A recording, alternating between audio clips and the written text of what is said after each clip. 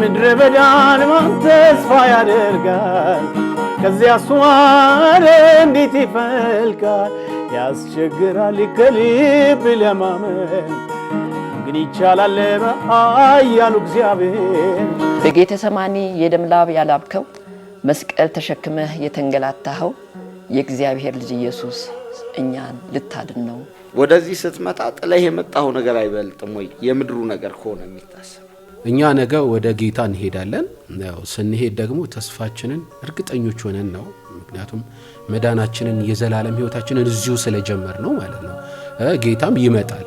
ስለዚህ በዚህ ህይወት ውስጥ መኖር መታደል ነው። አጋጣሚው ያለፍኩበት የህይወት አቅጣጫ ከባድ ነበር። ተወዳጆች እንኳን ለጌታችን ለመድኃኒታችን ለኢየሱስ ክርስቶስ የትንሣኤ በዓል መታሰቢያ በሰላም አደረሳችሁ እያልን አሜን ቴሌቪዥን የወንጌል ድምጽ የሆነው በጂኤምኤም ቴሌቪዥን ጣቢያ ላይ ልዩ የሆነ የ2018 የጌታ ኢየሱስ ክርስቶስ የትንሣኤ መታሰቢያ ልዩ የበዓል ፕሮግራም ይዞላችሁ ወደ እናንተ የሚቀርብ ይሆናል።